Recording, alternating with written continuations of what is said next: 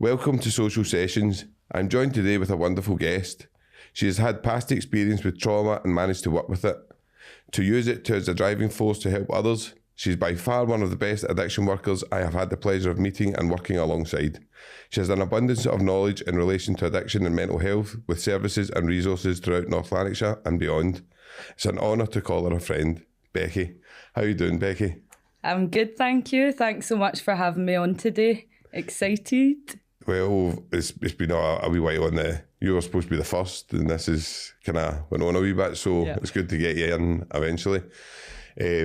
So I'm just going to kind of take you back to, well, I'd kind of do with everybody and just kind of go into your history. So what was your childhood like? I know obviously Cumbernauld, Becky, so what was that like growing up in Cumbernauld? Yep, so kind of born and bred Cumbernauld. I've been there all my days, 29 now. Just a kind of lower class upbringing, I suppose, but it was normal to me, so I didn't know any different. Grew up with my mum, my dad, my two sisters, quite a small, close-knit family. But I just normal, went to school, went out playing. I suppose you don't realise that you're kind of lower class when you're in it. Aye. But I think we'll get into more of the sort of childhood, the trauma and the adverse experiences as we go on. But overall, I felt it was normal. And I enjoyed school. I had pals, stuff like that. All good, really. So obviously, like talking about your kind of childhood and stuff like that, I know there was a lot of kind of adverse childhood experience and stuff, and what was that? Was it just kind of domestic stuff, like between your mum and your dad and stuff, Becky? Was it that kind of? I suppose like the beginning, it kind of goes pre-birth for me, because like I know now that pre-birth can have an impact on you kind of growing up, and it's really important those years, the 0 to 4, where your brain's developing and you're kind of... You're actually in the womb still. You're still in the womb. So pre-birth, my mum and dad had been together for 10 years before my mum fell pregnant with me. But the relationship had always been chaotic. They were young when they got together. My dad had always had issues with alcohol, even when he first met my mum. So for 10 years, they were kind of on and off. And his addiction was active kind of throughout that, Sean. So when my mum fell pregnant, she fell pregnant with twins. And sadly, due to domestic abuse, she lost my twin. God. So that would have been a lot of trauma. Even just through that, my mum would have been anxious, frightened. So all those feelings I'm feeling as a baby. So it kind of goes pre-birth for me. And then throughout childhood, just really, really chaotic. A lot of drama. You know what addiction's like. My dad was kind of in and out of prison a lot. He was under the influence a lot. You mentioned domestic abuse. He was really, really violent when he was drinking, violent towards my mum. And although she tried to protect us from that, we know that even if you're not seeing it, you're impacted. Do you know what I mean? You're hearing it, and that went on like near enough every night throughout my childhood, as far as I can remember. So that would obviously affect you a lot, Becky. It's obviously normal to you, and it's like it's amazing the way you've turned out, considering a lot of people don't make it to where you are, Becky, when that kind of trauma. And it's probably a testament to your mum as well. Do you know what I mean? How she's done. So can you look at it? Was there any reasons? Can you pinpoint, like, because obviously we talk about things and why things happen. Can you pinpoint like why that your dad maybe was like that? Or I mean, I don't think anyone could really, Sean. Everybody always said that he was like Jekyll and Hyde. He was such a great guy. Everybody loved him, life and soul. But then he would just take it too far. And he became really, really violent, aggressive, blackout, stuff like that. And when that goes on for so long, his family were kind of disowning him. My mum was the only one that was left. And although they weren't in a relationship, she couldn't get rid of him, basically. He would come to our house every night. He'd be smashing windows. He'd be shouting. He'd be asking for money all the time. He would say he was coming to see us, but really he was there for money or whatever he could get. And the police back then weren't really helpful, Sean. Like, neighbours would phone the police. They would come. They knew my dad well. They'd be like, all right, Fritz. They'd take him round to the shop and he'd be back within 10 minutes. Like, there wasn't really domestic abuse services as much back then. I don't ever remember hearing of them. And my mum certainly was never offered any support. But I think for like, I've done a lot of work recently, counselling wise, and trying to look at my dad's history and his background, find out more about him. And why he was the way he was. And I have found out loads, like in terms of the trauma that he experienced, growing up in Borstalls, sexual abuse, stuff like that. And again, just being involved in all that violence, that generation, there was young teams, it was a lot of fighting. So he had been through a lot of trauma. It seems to be a kind of common reoccurrence that's coming up quite a lot and even in this podcast, is the kind of abuse that people even of that generation did kind of receive at the hands of the state when they should have been getting looked after. So it's a shame for you. You must look back and go, how would my dad have even turned out maybe in this day and age if he'd had the kind of maybe the help that we offer at Phoenix and stuff, Becky, do you know what I mean? So as it's just kind of sad all round how that kind of manifests, but just the way you've turned out, it's just brilliant the way I think it's... but do you see yourself as a trauma survivor? I didn't until recently. And it's weird because I've worked in recovery for about 8 years now and working with it every day, but not recognising that you're living with it kind of thing.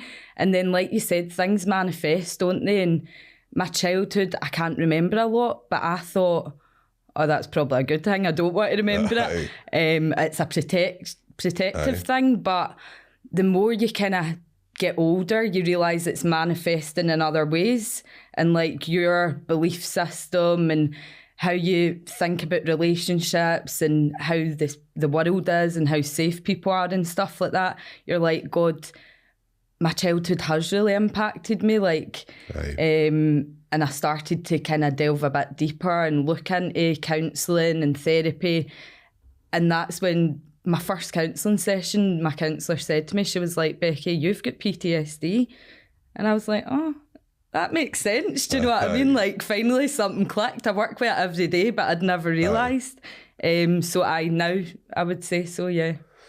That it's obviously, I think PTSD, we talk about that again a lot. It's definitely a recurring theme that comes up through the podcast, you know what I mean? It's just something that kind of, and I think a lot of people just see PTSD and think of soldiers, think of people that have maybe, like, if Afghanistan, Iraq and stuff like that, that's where a lot of people, but there's so many people affected by it. Totally. And especially people that have had upbringings like yourself, Becky, which is really common in Scotland. They kind of say it's like complex PTSD because it was like over a long period of time. It wasn't just one kind of significant event. It was all little events like throughout. So she said it was complex PTSD. But as you say, it's like so common. I mean, most people that I work with have got some form of like adverse childhood experience, multiple, or like you say, growing up in the prison system and being abused there. Addiction in general just comes hand in hand with mental health, doesn't it? And it doesn't discriminate, Sean. It can happen to anybody. It's a coping mechanism, really. Oh no, I mean, obviously I know kind of your background, Becky, and stuff, so but I know you've never struggled with addiction, but have you ever struggled with substance abuse? Have you ever went like, maybe, oh, this is getting too far, and thought, looking back now, that was me trying to escape for that? Oh yeah, definitely. Again, doing like life story work, shadow work, all that kind of stuff. I think so childhood was chaotic, it was constant. I loved my dad, I didn't really understand, I missed him a lot, and then when I seen him it was great, but as you get older, you realise, like, this isn't normal. My friends' parents aren't like this. And sadly, like, my dad passed away when I was 12 through a heroin overdose. And, like, I remember that. I don't remember much from my childhood, but I remember that so clearly. And it's something that I've had to do a lot of work on because it brings up so much emotion still, 18 years later. Do you know what I mean? But I think at that point, so I was 12, I'd just started high school. It was a September weekend. And like things just changed like that, Sean. It's a weird time anyway, isn't it, when you're starting high school? But I went off the rails a bit for a good few years, like just out. I was drinking all the time. 13, do you know what I mean? Aye, Drinking near enough every night, bottles of Buckfast, trying any drug really, I didn't care. Aye. Loads of older boyfriends, getting in risky situations, just, a bit of madness myself, I think that's obviously just, it's so natural in that, and I think, can you pinpoint where you were, because a lot of people aren't able to change, and a lot of people just keep going with that flow and keep. Can you pinpoint when you went, I'm not doing this anymore, like I need to stop this? I think it was more gradual. Like when my dad passed away, I straight away knew I wanted to work in the field of addiction. I was like, right, I want to help people. That's all I kind of knew. I didn't know what. I want to help people, and I want to prevent this from happening to other people, because most of the time drug deaths can be prevented. So I think like that, I knew that I wanted to work in recovery, but I didn't know what that meant. I hadn't really heard of rehabs or recovery organisations. So I thought social work was kind of the route to go down, Sean. So I had like maybe a couple of years of madness, and then I remember going into fourth year, and people were all starting to think like, what do you want to do for your future? You need to pick subjects to go to uni or whatever you want to do.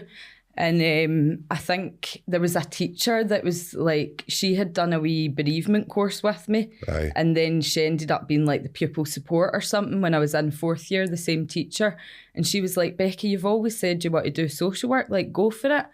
And I think that was like the catalyst. I went, I'm going to pick the subjects that I need to and just get my head done and go for it. And I did. So did you obviously studied a degree, social degree, and then where did you move on? Did you go into social work, Becky, after that? Yeah, so I finished school, I went to Stirling University and studied social work. I was 17, I was one of the I think I was the youngest social work student they'd ever had actually. 17, graduated at 21 and went straight into social work. But during the uni course, we were offered to go to this virtual rehab day. And I was like, oh, that sounds right up my street, like, let me go. So I went to this virtual rehab day. It was at Phoenix Futures. I'd never heard of them. I walked into the place, Sean, and I just had this, like, amazing... I was like, wow, this is like, transformational. And I sat in the morning meeting, and they were all so open and honest and inspiring. And I remember walking out of that day going, I'm going to work there. So I already had that in my mind when I was studying social work. Then I graduated at 21. I think I went for a few jobs, couldn't get it. They were like, you need experience. And I thought, if I just studied for 4 years for nothing. It's strange, but you see, obviously back then, Becky, there was a huge demand for social work. No, it's the opposite. There's a lot of people going into the third sector because they're not, and obviously we'll touch on that, but so how was your years? Where did you end up in social work? What department did you work? Did you start in justice? No. So I wanted to go to justice, but all the jobs were in children and families. And one of my lecturers at uni had said when we all graduated, she was like, if you can do children and families, you can do anything. So I was like, right, okay, that'll stand me in good stead then for like the future. So I ended up going, actually I couldn't get a job for a while. Like I said, they were all wanting experience. I was gutted. I was like, if I just done it, I was back working in the pub that I worked in before uni, and I'm like, oh my God. And I just thought, fuck it, I wanted to travel as well, and I thought, I'm going to apply for this voluntary overseas organisation. And I went over to Nigeria for 3 months, went and volunteered over there, and it was probably like the best thing I've ever done still to this day, Sean. Like it just opened my eyes massively. I was still young, I was only 21, getting to see like just how other people live. And I was living in a host home, like with a host family in Nigeria, in the jungle. We had no electricity, no water, like basics. But everyone was so happy. And I was just like, wow, I was taken aback with that. I loved those 3 months. And it really built my confidence. There, do you know what I mean? Becky, what was the scale of poverty in Nigeria? You're living in mud huts. There's nothing. They weren't even, their births weren't registered. There was no healthcare. There was no toilets. Nothing. And there's no, like, the way we kind of see mental health issues. Was that kind of, obviously...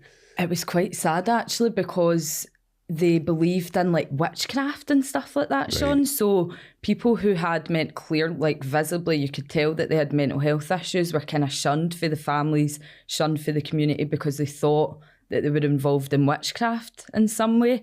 Demons and stuff like that. So there was some crazy stuff going on, like people were getting sat in tyres and set on fire in the middle of the community and all that. Like, it was really backwards. They were way back, yeah. Aye. So obviously with that kind of, do you come back to Scotland with a totally different outlook? Yeah. And come back kind of going, so how do you end up with Phoenix? Is that through that? Do you go back into social work, Becky? Yeah, so like you say, came back, so much gratitude, like amazed to see a toilet again, do you know what I mean? No, it was brilliant, I loved it, but came back really like a changed person, more confident in myself, and thought, right, now I'm ready to really go into the world of social work. So I ended up getting a job in children and families, and I moved down to the borders, so I was working down in Galashiels. I worked in children and families social work for just 2 years. It was hard. It wasn't what I expected at all. Like, I thought going in, I'm going to be able to support children, families. I'm going to be hands-on. I'm going to be involved. Supporting families like your own family. Like, that's what I thought, but it wasn't like that. You get a massive caseload. Majority of them are on child protection register, so you have to see them weekly. You're pretty much just seeing them to check, right, they're still alive. That's what it felt like. Right. Constantly writing reports for the children's reporter, sat behind a computer, no doing actually much meaningful work. Aye. And it was just stressful. It was horrible. I was staying in Galashiels. So I was away for friends and family. I was working late every night, like trying to get everything up to date, and just stressed and like worried about kids, like going home greeting at night thinking, God, are they going to be all right? It was horrible, wasn't it, for me? No, no. And it must have been kind of a wee bit re-traumatising. You must have seen a lot of stuff that probably brought you back to your own stuff, and that wouldn't have been good. Do you know what I mean? Like seeing stuff and going, that should be, I know how to step in, and I know what they need to know. They need a wee bit of love, compassion, whatever, and I can't offer that. But I think the social work's got a wee bit better these days, and they're trying. They're really, really limited in what they can do. Absolutely. But they are trying. But so, how does the move how do you go into for there? How do you go into Phoenix, Becky? How does that happen? Throughout those 2 years, like, had to do the 2 years to do like your Purtle thing. After you've graduated. So done the 2 years, got that out the road, and during that I kept checking Phoenix for jobs constantly. I had alerts on and all that because I was determined I'm going to work there. So finally a job comes up, and it was a therapeutic worker post at the Glasgow Residential Service, so the residential rehab that I'd been to visit on that virtual rehab day, and I'm like, yes, this is mine. The lawyer attraction. And at the interview, I remember saying, like, I've wanted this for so long. I came to a virtual rehab day, they remembered me, and I think that's what got me the job, to be honest. But I was so happy when I got that job. Like, I loved working in the residential because you were seeing recovery as possible. I was seeing change every day. I'm seeing people coming in literally at rock bottom, like at death's door. Aye. And then within weeks, like, they've detoxed, their confidence in themselves, like just seeing them start to rebuild themselves and rediscover who they are and what they like, what they enjoy, their passions. Aye. Loved it. Just loved it. No, I've obviously, like, I've kind of worked with Phoenix and stuff like that before, and and the residential and stuff, and it was an amazing, and it's humbling, and it's grounding, and it's like you do see people coming in and you're like, they're never going to make this, like, they have got no chance, and then you're like, a week in, it's a massive transformation. And obviously a lot of people, it's not for a lot of people, there's recovery is huge, and it's got a lot of different ways people do different things, but so how long were you in the resi for? How long was I that? think about 2.5 years, Sean. And like you say, like I'll always advocate for residential, and there's not enough funding for residential, but it's no for everyone. Everybody's recovery is different. No, I totally agree with you. And I still work for Phoenix now, and although like usually I'm quite confident talking about Phoenix, like I'll go to talks, I'll go and do events all the time, but this is different because it's about me, isn't it? But yeah, so worked in the resi for about 2.5 years, and then an opportunity came up still with Phoenix, but it was like a test, a change, so it'd only been funded for a year to see how it would go, and it was a prison link worker post. Aye. So again, I like to challenge myself, push myself out the comfort zone, and I think I was getting a bit comfortable where I was. I thought, I'm going to go for it. If it doesn't work, it's a test, a change for a year, and I can go back to the resi. So went for it, and it was good because it was brand new, so I got to develop the service how I kind of wanted it, and doing that, I spoke to people with lived experience to find out what do you want, what do you think will work. Took time, you know what it's like with prisons, try to just get in and get agreements and stuff like that. But forward, 10 back, isn't it? So how did you feel going into the prisons, Becky, at the start? Because obviously it's daunting for anybody. Yeah. How was it like? What was it like the first time you were in? Oh, I was nervous. I remember, I think it was it Burlini or Addiewell, my first ever, because I would go up. So the prison link worker post was supporting people pre and post liberation who were returning in North Lanarkshire. So I would meet them on an agent's visit, one-to-one, and we would start recovery planning, and then I would do gate pickups on the day, support them with housing, social work, medication, all the kind of immediate needs, benefits, you name it. And then get them engaged with recovery community services when they were out. So again, it was good to see the whole kind of process. But the first, I do remember it was Addiewell actually, and you know Addiewell's fingerprints and all that. I remember thinking, oh my God, what's happening in here? Nervous. But you put the face on, don't you? All professional, but no, I was shitting it. Aye, no, you did. How long did that go? How long did it take for that blanket to just come away and just... Do you know, quite quickly, because I don't know what I was expecting or if I had made assumptions or stereotypes, I don't know, but once I started meeting people, I'm like, what was I scared of? Because they're just people. They've maybe done a bad thing, they're no bad people. And every person that I met had trauma. And I'm like, you don't really need to be here, you're not a risk to people, you need support.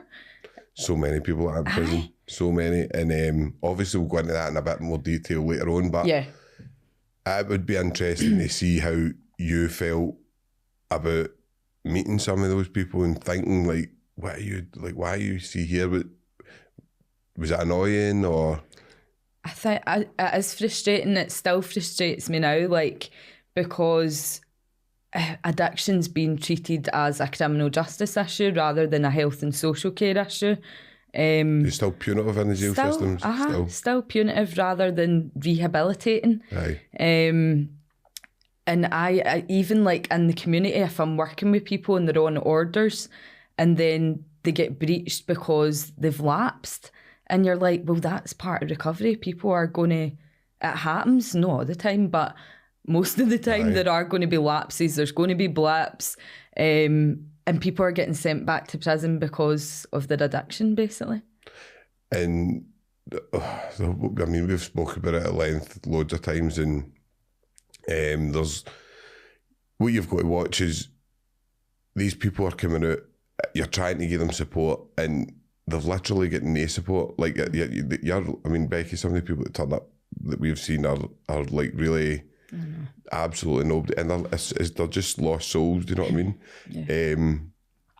But what's some of the stories that you can kind of tell, just so the viewers know, they can see where we're coming from and we're trying to say, look, this is what's happening. Even some of the stories you can remember, a guy's getting out with nothing, with scripts and stuff. It's still happening. It's happened this week. Still, even with the MAT standards and stuff. Yeah. The MAT standards are going to be amazing once they're fully implemented, but that's going to take time, especially with the prisons. In terms of the funding and all that, the staffing, I struggle to see it happening. Natalie from Cisco was on the other day. she was kind of talking about the matter standards as well in prison, just saying, Sean, there's been no change at all. Like, there really hasn't. I just can't see you again empowering an individual, a prisoner, to go down and challenge a doctor. Yeah. To get what you think's the best kind of treatment for you. I know. Do you know what I mean? We were at that roadshow, and I can't remember, I think it was SDF or something or whatever, but I thought it was a question that I was quite a good question. I just kind of said, that guy was saying that, in prison, everybody's got human rights, blah, blah. And I said, can you explain to me where that is? And the lassie just went, listen, we're here to be positive today and just move on. And you're like, I think that's a good question. Don't challenge it. Don't challenge it. We're here to have it's all positive stuff. I mean, it's all well and good knowing your rights, but like you say, you're going to go to the prison healthcare staff or go to the governor and say, I know my rights, that's not going to get you anywhere. And they'll just say, I don't care about your right. Like, do you know what I mean? Like, it's not. People don't understand when you're in prison how much your rights are curtailed. Do you know what I mean? Yeah. So some of the people that you've worked with, would you say they'd probably be better in a hospital setting or a rehab setting? Probably majority of the people I work with, because it is the field of recovery, would be better in like a residential rehab setting, because I would say their offending history is due to their addiction. So a lot of the time it's like low level, it's shoplifting, but it's continuous pages and pages of charges, breaches of orders. Do you know what I mean? It's not high level stuff, but also just like out in the community, if you've got addiction issues, you can't access mental health support. No. Like they'll say, oh, you need to be abstinent, but just totally blocks it, doesn't it? Because it's being used as a coping mechanism because of their mental health, but you can't get mental health support until, and it just doesn't work, Sean. So most of the people that I work with, I would say... Because dual diagnosis is still a thing that I believe people don't like talking about. It's like a thing that they go, we don't like to admit that if you've got mental health problems, that causes addiction, and the other way about. Once the addiction starts, it causes mental health problems. And trying to separate the two of them is madness to me. Yeah. I don't get it. I used to argue in the prison when I used to go, why are you trying to separate that for that when that's the same thing? Yeah. And obviously I hope, I know I would say it isn't getting implemented, but I would like to hope that, talking to Natalie the other day, it was quite good to hear that Barlinnie is like probably the most progressive prison in Scotland now, which is outrageous. Like 10 years ago, Barlinnie was like the worst jail. Do you know what I mean? And I just don't understand why they don't allow more of this stuff to come in. And I understand the prisons are under a lot of pressure, they're under a lot of scrutiny, they're under a lot of there's a lot of kind of security issues and stuff. Yeah. But I've always said it, you can't punish addiction and trauma out of people. No. And this is my belief, I don't know if you back me up on this, Becky, but I believe that once you go into prison, the behaviours you learn follow you then in the community, and you learn how to become better at hiding your addiction. A better criminal. Aye.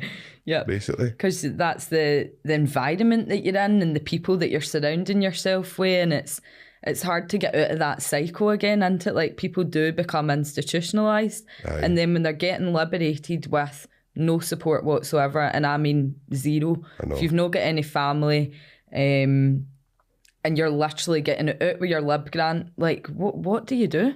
Much as I've got 70 still, out with your lib grant, like, what do you do? Because I've supported people on gate pickups and like ran about all day, 8 hours, like sorting out housing, going to social work appointments, making sure they've got a bank account open, getting benefits sorted. Like, it takes forever and it's really challenging. Like, people try and palm you off or send you somewhere else. Like, it's difficult for me, never mind for somebody who's just come out of prison, might have been in there for a long-term sentence and then coming out to no support whatsoever or getting placed in housing that's literally floorboards, no white goods, no bed, like, and then they wonder why people continue to reoffend, because most of the guys that I work with will say to me, Becky, it's easier. I'll just go and do something, get lifted and go back to the jail because I can't manage. in the community. The and boys it's sad. who's, I won't obviously name names, but the boys who we went to not that long ago that was through the work, and he was asking if there was a microwave. Yeah. Because he couldn't cook anything. Yeah. And I says, what else have you got in the house? And he went, nothing. And I went, what do you mean by nothing? Like, have you got obviously a telly? And I bet he went, no, I've not got anything. He went, it's just like empty rooms. And I was like, I couldn't get it. Right, I still could, and it's mad because I've worked in that field for so long, and but it was the first time I offered with another guy for the work, and me and Ian went down to the guy's house, and there was literally nothing. I know. I couldn't believe that. It was like nothing. I was like, this guy's actually, so he always wants a microwave. Yep. He's like, I can't cook my dinner. He says, the young team, I've all put my windies in.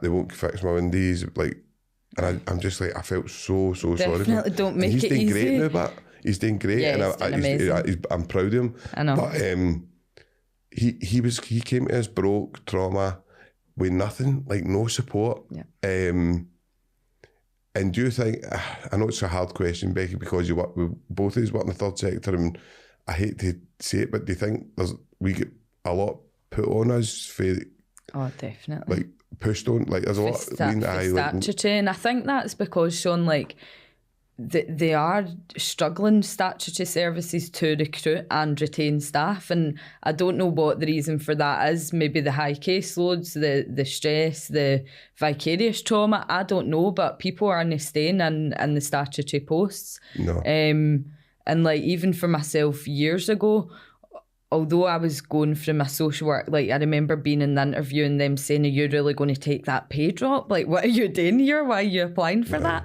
And I'm like, well, I'll take it because I genuinely am just passionate and I want to support. Like, it's not about the money when you work in that field. But I think third sectors are getting a lot put on them in terms of like low-level recovery organisations. The one that I work for, obviously today, like I'm here myself, these are my views and stuff, but my views do align with Phoenix Futures and the values, like I live and breathe it, do you know what I mean? But it seems like now we're being referred, like a lot of people with really high risk mental health issues that can't get support elsewhere, so they're getting sent to recovery organisations where we're offering like group work, smart recovery, low-level CBT counselling. Like, they need more intensive support. They need a lot more, but there's so many gaps. There's nowhere else for them to go. So we try our best. What is the cues? Say I brought a guy for you. I was a social worker and I brought a guy to you then, and I says, look, Becky, try to get this guy funding. He's like all over the place. He's chaotic. He's really. I want him into rehab today. How long are we talking? Months. 6 months. So 6 months is a long time. And a lot can happen in 6 months. Yeah. So I mean, there's loads of different residential, Sean. They'll all have different waiting times, but in order to get funding, you need to go to an addiction recovery team, a CAT team, whatever it is, in whatever location you're in. You would be assessed by them. Then there would be another assessment by a medical professional. Then there would be a multi-agency meeting to decide. They're also expecting you to be engaging with supports and kind of like proving yourself to get in, when really the people that need residential rehab most are not able to engage. Do you know what I mean? Like, their life's so chaotic that they aren't making appointments. They're not answering the phone. They've not got a phone. They're not getting letters. Do you know what I mean? Like, to attend appointments is difficult. It's challenging for people. And then if you're missing one and you're getting struck off and that's you, like, it's just a nightmare. But it's not easy to get funding for rehab still. There are prison to rehab pathways now that the government have funded, which is great. Was talking about that as well. There's also a family residential that Phoenix have that's government funded, so you can go straight in there without having to go and get funding for like a care manager or something. But it's no easy to get into rehab, Sean, and it takes time. There's waiting lists. You need to do a lot of preparation work.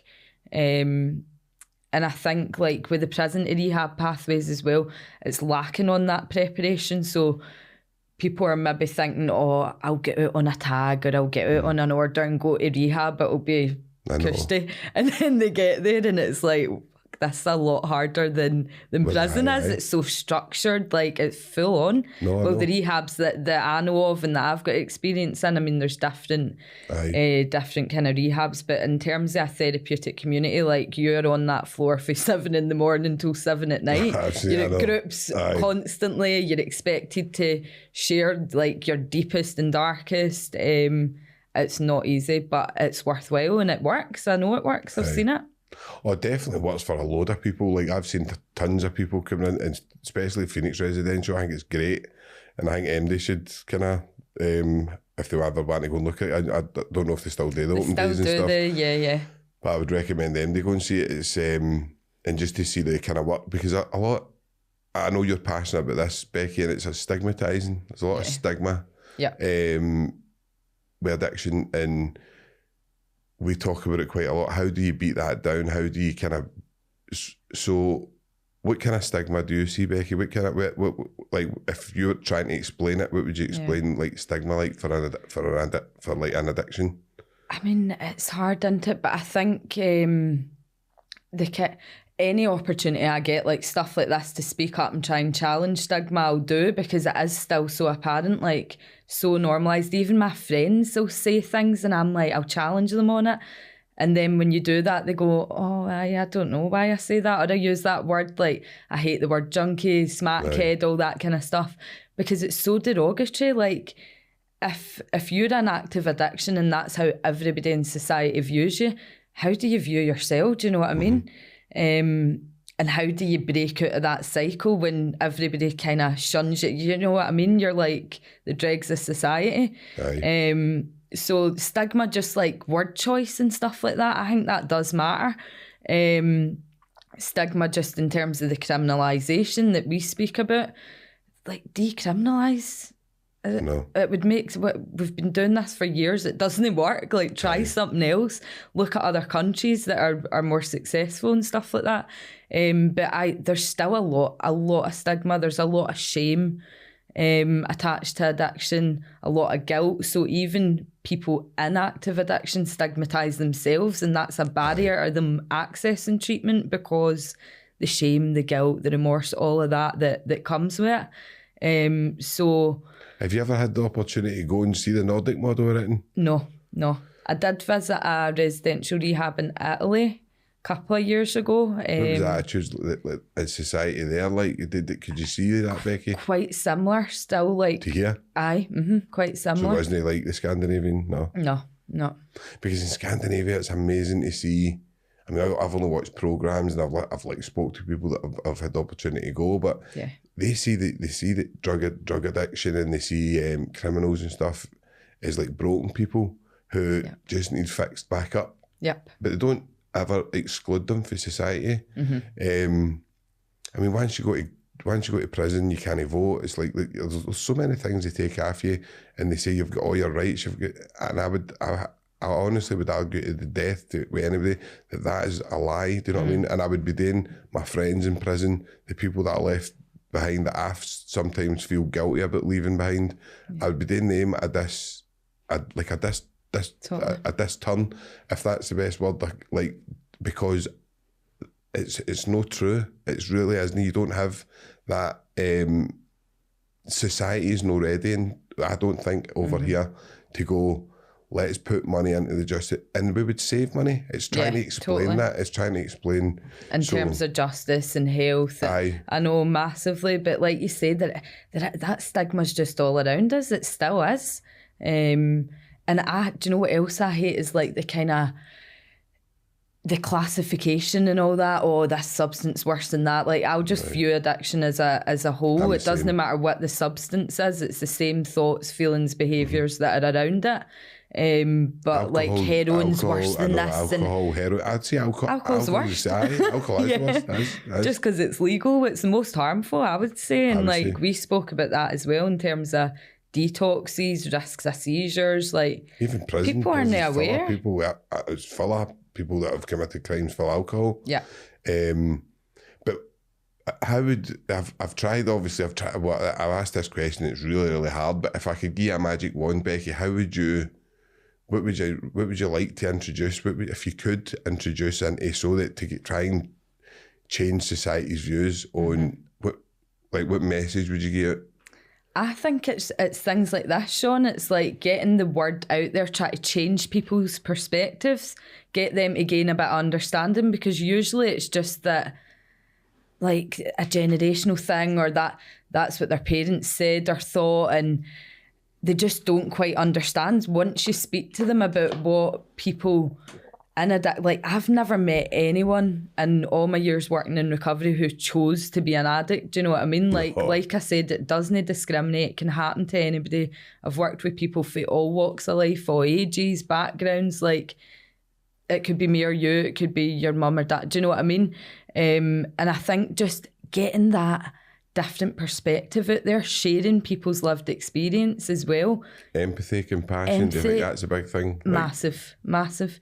Just showing somebody a bit of care and, like, actually listening and hearing them, it makes such a difference. See, once you build that relationship with people and you build that trust, that's when they start to, like, really fly into it and their recovery. When they've got somebody that actually believes in them and is there for them. But I think it's hard to change attitudes into it. I think, like we said, it would need to be totally decriminalised. It would need to be like therapeutic communities in prisons and stuff like that, like really rehabilitate rather than just...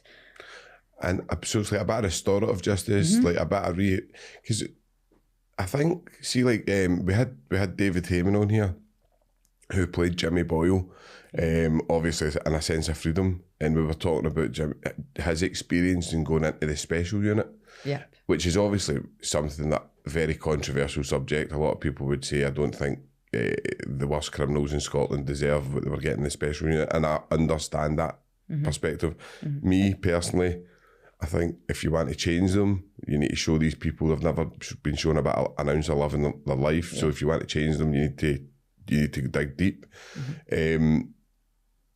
But even things like that, Davey was saying, it worked so well. Like, those guys, like, just so creative. They were so creative. They were able to express themselves. Like, there was... So, like, through arts, through nature, through music. Oh, definitely. Massive, Sean, definitely.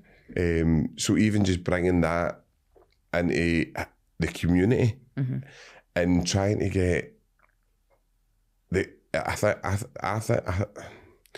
I struggle to, because I say it quite a lot, and I don't like saying it, because you don't want to make enemies and stuff like that, like with the media and stuff like that, like the Red Top Papers and stuff. But they put a negative message a lot. Yeah, always. Like when they're talking about drug deaths and they're talking about this and they're talking, it's always negative, and I don't know. Do you think the media play a part in that? I think the media definitely play a big part, Sean.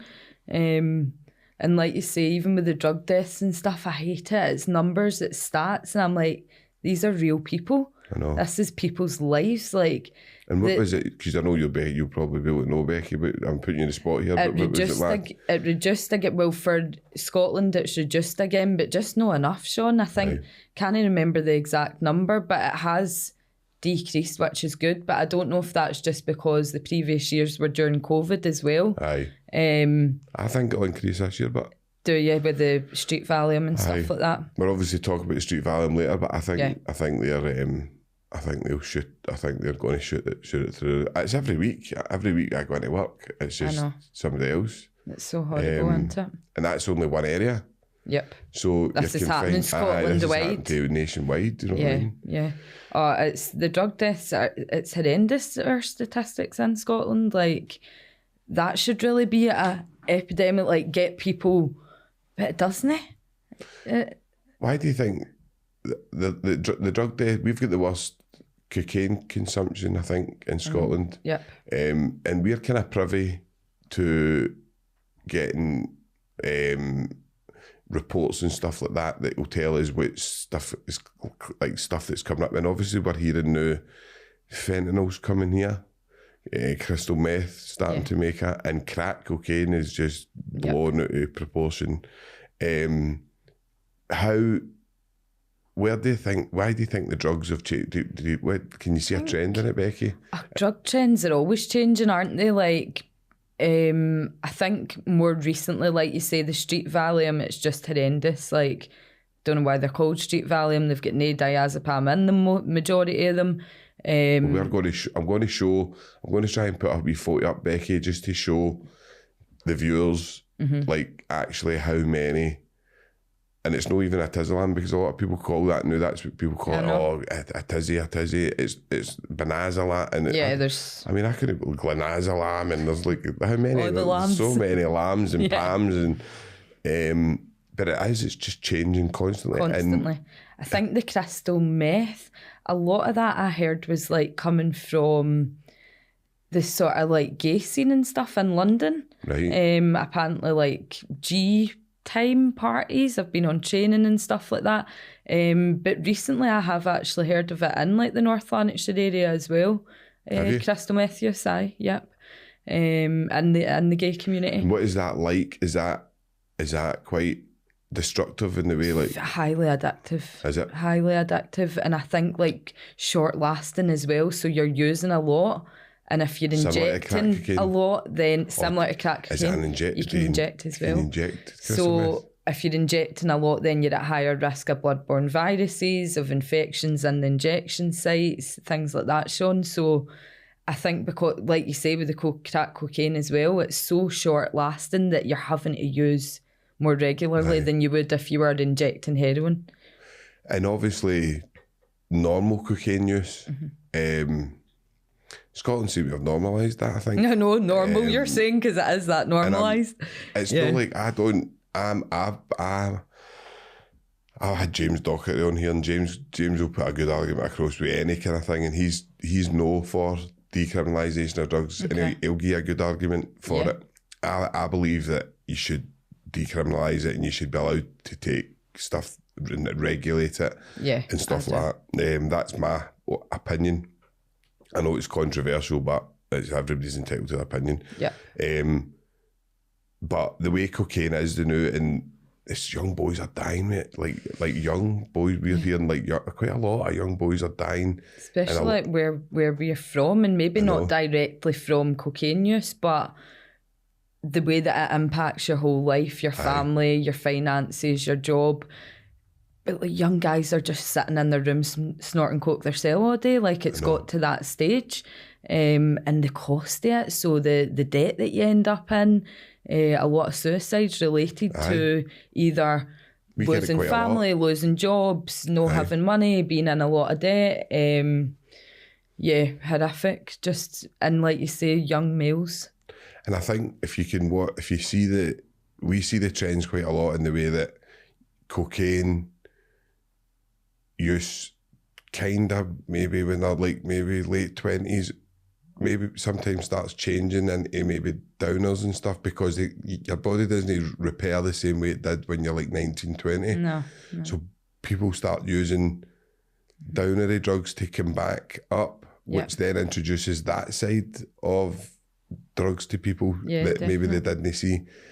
And then that's how you end up with people. Some people, like, I'll tell you, I never took heroin until I was 32 and 33, and you're like, I know, but you were rattling drugs right up into that. Do you know what I mean? But apples and then till your body couldn't handle it, basically, anymore. Yeah. And I think, like, the drug death stats that were just out last week, the majority of drug-related deaths were males between that kind of age bracket, Sean, that 35 to 45 age bracket.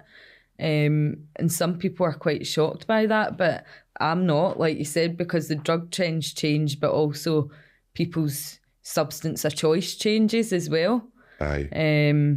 Most of the drug deaths are involving a number of polysubstance use, so a number of different substances at the one time. A lot is an opiate into a benzo, that's like the kind of big one, like, but cocaine is definitely shooting up into it, like, because of the crack cocaine. What would you see? Obviously, there's going to be people watching this and going, well, don't take it then. I know. Just don't take it. Like, if you don't want to take it, what would you say to that? Because I know what I would say. I say addiction chooses you. Yeah. You don't see any healthy-minded person with an addiction. Nah. So what would you say, Becky? What would I'd you say they're very lucky to never have been touched by addiction, either personally or through family, loved ones. Very lucky. Aye. But yeah, like you say, I've never seen addiction in isolation. It always is a coping mechanism to mental health, anxiety, trauma, PTSD. Aye. And initially it works because in the short term, addiction's an escape, isn't it? You're using to escape or to suppress something or to forget about what's going on for you. So yeah, I'd just say they're very lucky to never have actually experienced it and felt that they've had to use a substance to cope and manage with everyday life. Because obviously part of your job, Becky, we need to navigate families and that sometimes as well. Yeah, and it's hard. I'd say that for me, that's the hardest. I hate talking to people's mas and that. Yeah. I love talking to them. I love giving them support, but it definitely upsets me the most. Yeah. In the way that I can kind of get upset in the way that I'm like, you can just see the mother on the other side of the phone, like. I don't think the people in addiction, like it is quite selfish in addiction because you don't realise how much it's impacting the people around you.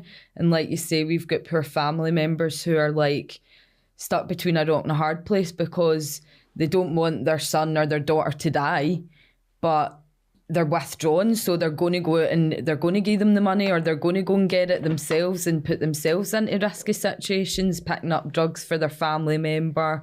Well, look at it. I mean, I've said it before. See, the thing that's annoying me the most and the whole thing, the new Becky, is the way the GPs are acting with the street Valium. They're telling people to detox themselves. Reduce yourself. Which is, like, that's so against the MAT standards. Like, MAT standards, so they're saying that there's no drug that can detox you, right? I don't believe that. I believe that diazepam, an expensive drug, I know that. Xanax and all that, they're expensive, but there's no way that if you were to if you're on 100 street Valium or whatever, there's no way that if you took like eight blue Valium, which is 80 milligram, is the maximum you can take a day. Yeah. For somebody, if you knew they were taking that amount, and you could verify it, you could put that up to 10 maybe, and I would believe that would hold you. I believe it would. So why are these doctors saying that? Because their benzodiazepines, they'll hold each other. We know that. I strongly believe that. I think telling somebody to go out and commit a GP go back out there and commit a crime. I know. And buy drugs off a drug dealer and then wean yourself off them. Don't think you'd be at your GP asking for support if you could manage that yourself. It's madness. It's like walking into a thing going, I've got cancer and that. Well, do you know today, go down Mexico, sell it. You need to try and get through the border, but Americans don't really like you going through that border. That's what it's like. It's like you're asking somebody to go and commit a crime to get the drug that they need, that you can supply. Do you know what I mean? You could supply these people with an alternate. Yeah. And I'm not saying that it's going to work for everybody. There's going to be deaths, Becky, but the way that these street Valium are working now, it's just wild, man. Yeah. It's not uncommon for people to say, I'm using between 100 and 200 a day. No, nobody would do that. Like, do you know what I mean? Like when people say, oh, well, just don't take.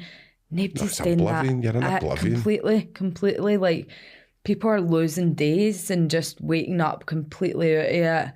They've been assaulted. Do you know, it's complete madness. Like, you wouldn't choose to live like that.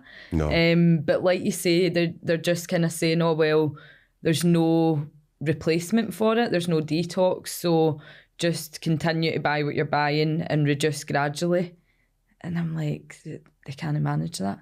I think what you see as well, and I'm not trying to diss alcoholism or anything like that, but certainly not every person with alcohol problems are like this, but I've seen people with alcohol problems and maybe like gambling problems and stuff differentiating themselves from drug addiction and saying, that's not me. I wouldn't have stopped that. I'm better than that. Yeah.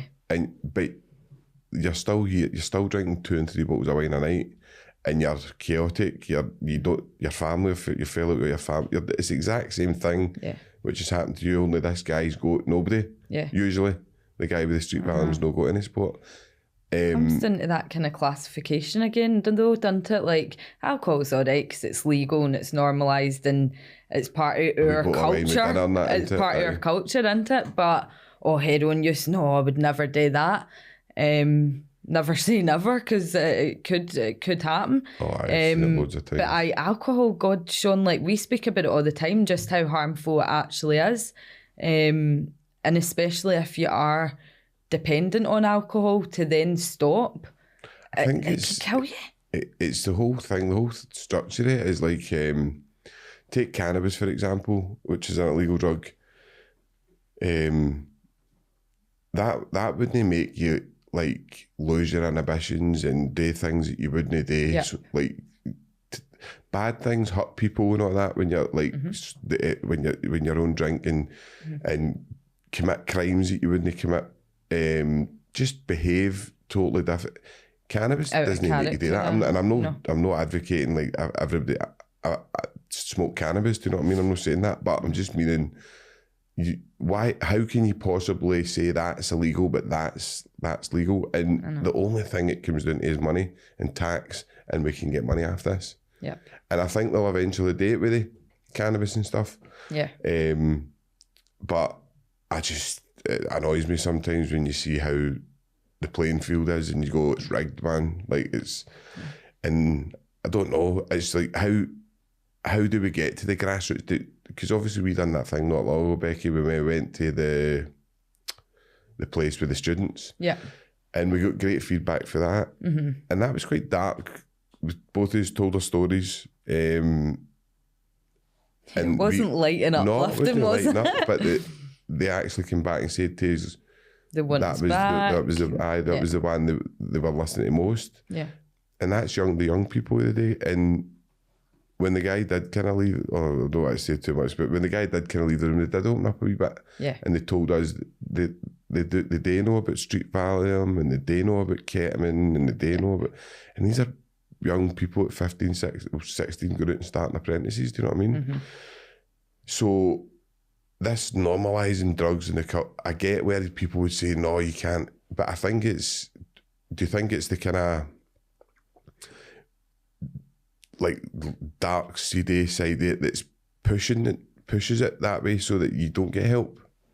I don't know, it's hard to say, isn't it? I think, like, the stuff that we do, going out to these different services, these organisations, shouting about recovery, sharing our own experiences, really, like, changing perspective. Like you said, they were all dead, like, engrossed and listening, and great feedback after it.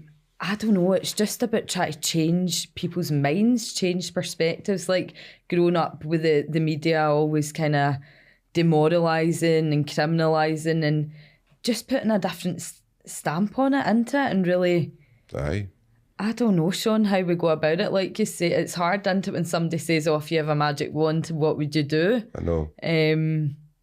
It's like, you say to everybody, what would you do then? And even if people say to me, so what would you do then? I'm like, I don't know. Like, I know, where do you start? Like full revolution?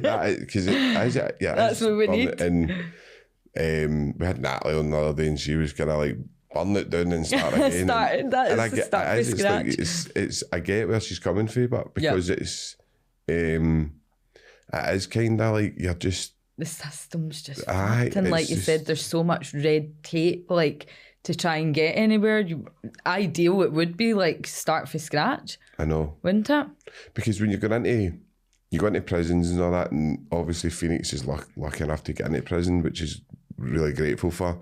And I try my hardest not to diss the prison system, because I don't like that. I know how hard I really do know how hard it is, but the prison system's a mess now, and it's not their fault. It is it's the drugs, and it's all the different kind of spice and all that. It's this kind of stuff that's ruined it. But the staff are terrified as well now. So trying to talk about the prison system just for a wee bit, Becky. what would you do in there to kind of, would you, we'll talk about rehabilitation wings maybe, stuff like that, but how do you break somebody down that doesn't want to be broke down, if that makes sense? That's still got that kind of, well, you have to in that environment have the bravado, have that mask on, don't you? I've seen you breaking people down, but that it does take time though. Like, you genuinely would need to have the time to do that one-to-one work and really build up a trusting relationship, be consistent. Do you know what I mean? Like, if you know it yourself, if your worker's constantly changing, you're not going to get anywhere with them. You're not going to open up and be honest with them. So once you've built that relationship and they can rely on you, that's when you start to see like, oh, wait a minute, maybe I could actually change here. Like, and it's just little by little, isn't it? Gradually opening up, using the theories that have been around for years, like in terms of Phoenix, and really like doing the deep inner work, like all the shadow work, the life story work, the stuff that they want to avoid that they've been suppressing through using for years and years is the stuff that they really need to talk about. Because you need to obviously hit trauma head on. And it's very hard because you hit that trauma head on, you're going to feel it.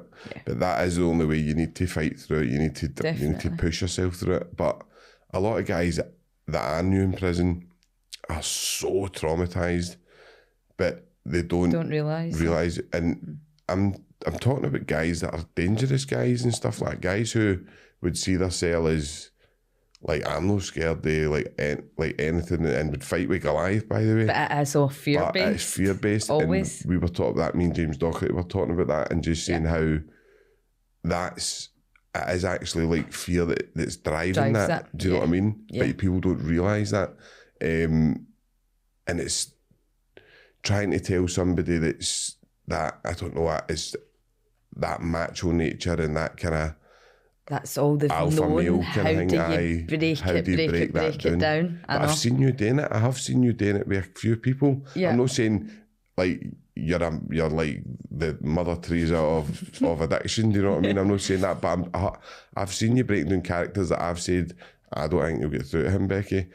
So it is interesting to hear. I know. Persistence is key. I know. But no, it's interesting to hear that's what you think that it needs to be more one-on-one, because that's what we're lacking in. Oh yeah, definitely. Like, even now we do a lot of group work, but people need that one-to-one, Sean. They do, because although groups are good and you can relate to one another and you can learn from each other, you can share ideas, suggestions on how to add in my recovery, what works for me as a distraction technique or relapse prevention techniques and stuff like that. Like, group work's amazing, it's got its place, but for the people that you're speaking about who have got these really deep-rooted traumas and don't recognise it or don't want to recognise it, they need that intensive one-to-one work.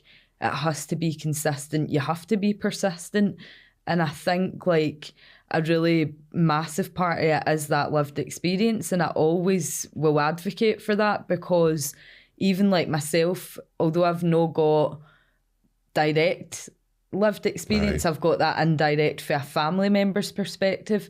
I'm happy to share that with the people I work with, because it breaks down the barrier right away, Sean. I do it as well. I kind of just say, look, and just tell my story as well, and let people hear so they know.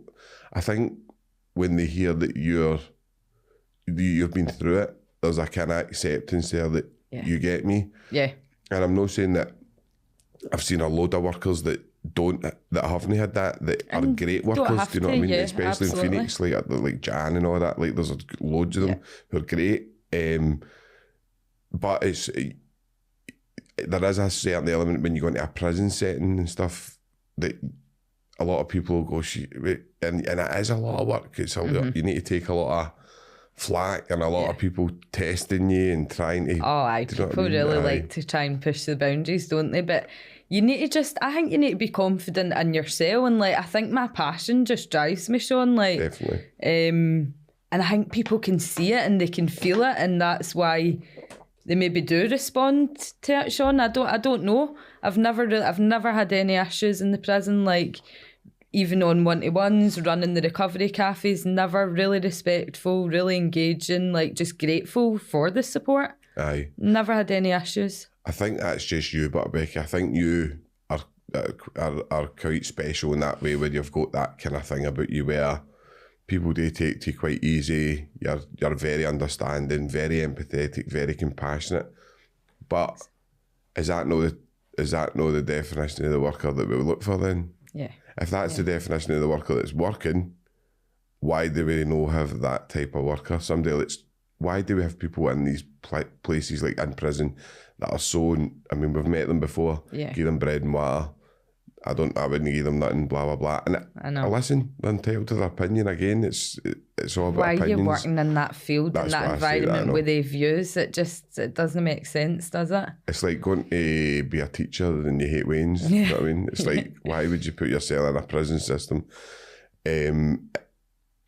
But I can see wee things turning and hopefully it's changing, and I just, because it is a mess, and I hate saying it, but it's like if we had 100 Beckys working in the jail, do you know what I mean? No, but we would if we would have a much better success rate, and I think that is probably all the difference between. I think that's with Norway. If you went, you'd probably see that there was people there full of passion, full of compassion, empathy. Yeah. You would see all these traits and attributes in the workers. Mm-hmm. I think that's what the difference would be. Mm-hmm. I don't know if you ever watched that. It was like the hardest prisons in the world or something like that. It was a boy from Liverpool. He'd done like, I don't know, I think he'd done like 14, 15 years for an armed robbery. But it went all the different Russia and like Venezuela and like all these really hard jails. Yeah. And then in the very last episode, they went in Norway. And it was like fancy. It's like a hotel. Aye. And he got off the bus and he was like, right, I'm ready to get like kind of turkeyed up here, I'm ready to go. And they went, hi, how you doing? And shook his hand. If you just come up, and he says it totally disarmed me straight away. I was like I was on the back foot, because it's hard to be like nasty to somebody who's been nice to you. Yeah. It's hard for people. It's hard. If somebody's been nice to you, it's hard to be. So like instead of that them and us and that constant battle, it's like just being equal and I mean, that is a radical thing for the Scottish prison system, because I know that us and them things a huge thing. Mm-hmm. But it is just chipping away at it and like trying to break down the barriers and stuff like that. That we can do, Becky. That's the only kind of stuff that we can do. Yeah. So another kind of controversial subject that some people don't like to talk about is harm reduction. Mm-hmm. People say, why would you tell somebody how to safely use equipment? Why would you tell somebody, why would you give them needles? Why would you give them this? What would you say to that, Becky? I think, well, just to reduce the harms. Like, I was doing the lock zone training last night. You do get backlash for things like that, Sean. But again, I'm going to advocate for it. If it can save a life, then... I would do you know what I mean? Advocate. And everybody's recovery is different. Recovery doesn't always have to mean abstinent, in my view. Like, these are my personal views. But some people's recovery is controlling and managing their use and doing it in a safe way. Mm-hmm. And if that's working for them and they're no impacting anybody else and they're no harm to anybody else, then why have you got a problem with that? So no, I would totally agree with, as you said, like the provision of safe injecting, maybe safe injecting rooms. I know they've kind of tried and tested it in a few different places. Anyway, that's going to reduce harms, like even just of bloodborne viruses, HIV, stuff like that. Again, these are having an impact on the healthcare system and stuff, so why wouldn't you want to? No. It's people don't understand that if you were to take away a lot of the money that we spend on people who are going in, and sometimes you're talking about guys that are getting like wounds and stuff, injecting and stuff like weekly. I know. They're going in to get cleaned up and stuff like that. It's a lot of money. Nurse care, wound care, presenting at A&E constantly. Yeah. And it's they must, and it's we see a lot of people that they they have these kind of, like, for the better word, a season ticket at the hospital, do you know what I mean? And they're doing there constantly. Yeah. And you're like, what? Why is there's nobody even at that side of the NHS? Or follow up. Like, people attempt suicide, be hospitalised and then discharged the same day with no support. Like, I've had guys walking home from the hospital in bare feet after a suicide attempt, just papped to it, no mental health support. And again, that's the kind of stigma and how you're treated so differently if you've got addiction issues. If that was somebody with an addiction issue, would they have been treated the same way? Probably not. I know. But it's horrible, Sean, some of the stories that you hear or the people that turn up at your door looking for support and they've just been like... And what kind of stuff can happen to you, Becky? Like, if you're smoking a lot of crack cocaine, if you're taking a lot of, like, street Valium, if you're taking a lot of whatever, what kind of medical kind of stuff can this induce? Can it induce psychosis and stuff like that? Absolutely. I think, like, particularly with the street benzos now, we don't know what's in them, but yeah, psychosis, seizures, really scary stuff as well. But I suppose, like, lower level, even just snorting cocaine, if you're sharing a note or you're sharing a straw or whatever you're using, you're at risk of bloodborne viruses. Like, people don't realise that. I know. Like, when I will offer somebody to, oh no, I don't need that, I don't inject. You don't need to inject to be at risk of a bloodborne virus. Ketamine and stuff like that, again, quite normalised. Young people are using it often, don't realise the impact that can have, like, on things like your bladder. I know. And again, like cocaine, people just don't get, like, you're putting these chemicals into your brain. I know. And it's depleting, do you know what I mean? It's just madness, but people don't have that understanding of the risks. So again, with harm reduction, like, not to put the fear of God into people and say, oh, don't use drugs. Like, people are going to use drugs, but do it as safely as you possibly can. Get your drugs tested. There's that wedding os that you can go online, put a wee code in, send your drugs away for testing, and they'll hang it back to you. Like, do it as safe as you possibly can if you're going to do it. And I don't know, I might be wrong here, so don't quote me on this, but I'm like Creamfields and stuff like that. I don't know if Creamfields do, but I know Tomorrowland and do the drug testing, don't they? You can go up if you've got ecstasy and stuff like that, they'll test it for you. And Amsterdam and all that, do you know what I mean? They'll test. So we've got a Conservative government who don't really live in our shoes, running our kind of health policy and the structure of our health. I know Scotland's got most of the powers. I don't know, I might be wrong, but I think Scotland, is the health ran by Westminster, or...